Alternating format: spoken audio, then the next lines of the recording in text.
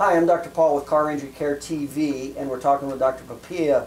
And what we do is we answer the common medical legal questions regarding automobile accidents.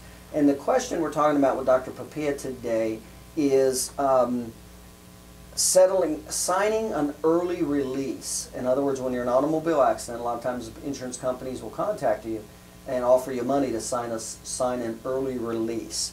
Now, Dr. Papia, I take it, have you had patients that's happened to before, after they've been in an accident? Oh, yes, yes. And what's your opinion of that? Well, I tell them don't be foolish and do that, because you never know that down the road there are going to be complications, even as what may seem a minor injury, and that can actually escalate into some really severe problems, whether it be disc or nerve involvement. Is that legal for an insurance company to contact their person after an automobile accident and offer them a settlement? I don't believe it is. I'm not too sure on it, but I know that it's not uncommon. I've had that, like I said, in the past, that I've seen that. And what would you say, if we had to itemize, what would you say the number one reason why it would not be a good idea to sign a settlement right after an accident with the insurance company? Well, first of all, it's, I guess the expression cutting off your nose to spite your face. You just now okayed that anything that happens from henceforth is not the responsibility of the insurance company. And like I said, that's foolish, because there are things that show up as far as in the medical area from problems from these type of injuries. Okay. And you surely don't want to settle because you think it's just a minor little strain or sprain that you've suffered. Well, let's talk about a few of those. So, healthcare being one of them, if there's any problems relative to their health later down the road, you're saying they wouldn't be covered by the insurance company? Not by their car insurance company. Because they signed that release? Right. Okay.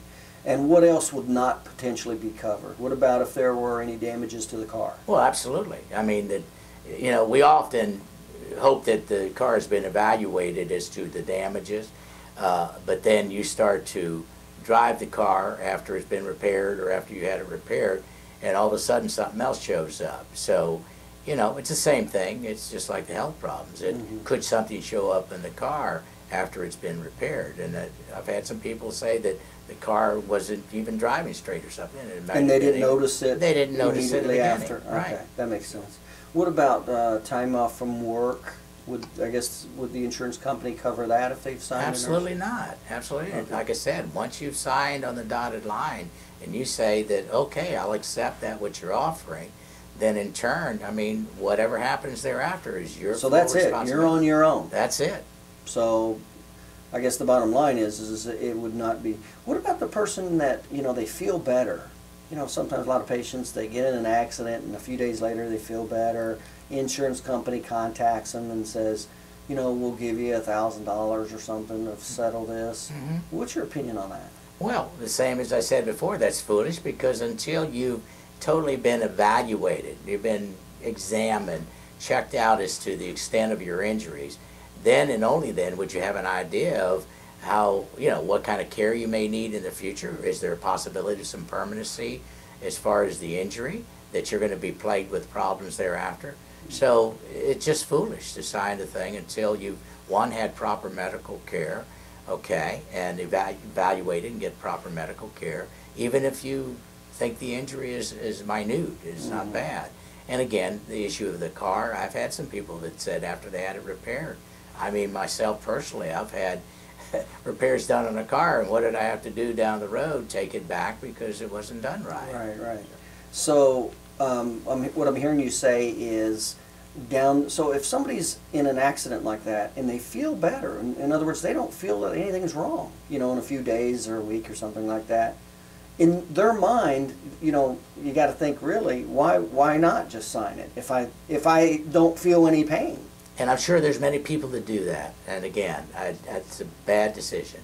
And so what I'm hearing you say is at least be released, be checked out by a physician, and then be released by them? Yeah. Is that what you're saying? Well, if you've been checked out thoroughly, make sure you got the proper testing, and of course, you know, no offense to the emergency rooms, but you know, they're dealing with some pretty heavy trauma. So if somebody comes in and has had a connective tissue damage, you know, whiplash type injury, you know, they don't consider that, you know, a humongous type of an injury. And they may not give the best advice to you. I mean, this is what I've seen in my practice.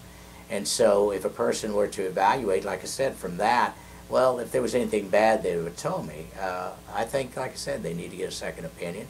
And one, of course, someone who deals with those type of things. Well, let's talk about that just a second. Is it possible to not have any pain for a few days after an accident?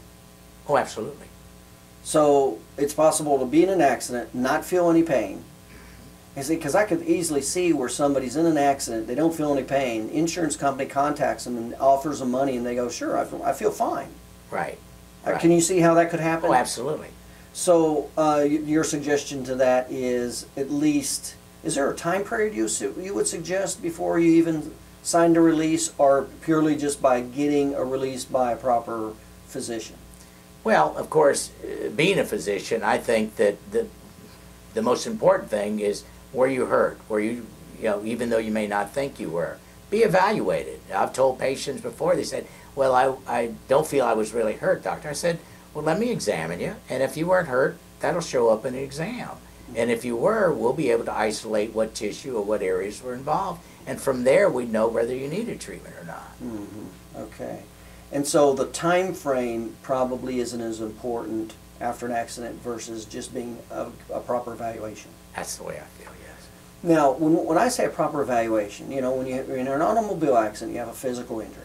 And you made reference to going to the emergency room or your GP. And can you explain a little bit of the difference between when you have a physical injury, seeing a physical medicine specialist versus a non-physical medicine specialist? Can you talk about that a little bit? Yeah, well, your primarily is going to be dealing primarily with illnesses, let's say infectious conditions and stuff like that.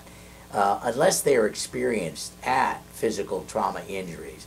Like who? Well, an orthopedist, let's say. Okay. An orthopedist deals with a lot of joint, bone damage injuries. Neurologist, I mean, deals with especially spinal injuries. And of course, my profession, which deals primarily, that's what we do, is physical medicine.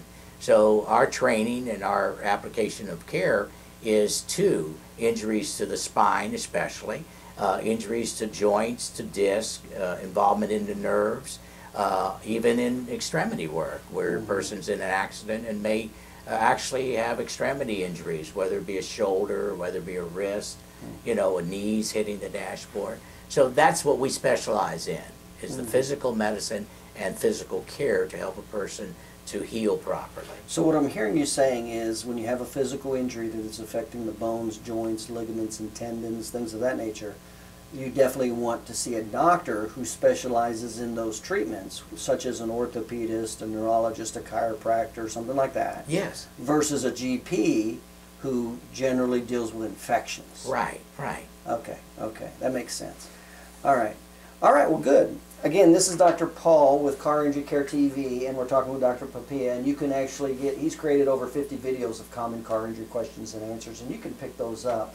They're at his site, papiachiropractic.com/auto accident. Just head on over there, look for the auto accident tab, hit that. And there's over 50 free videos of common car injury questions and answers. Head on over there, pick those up, and we'll see you over there. Take care. Bye.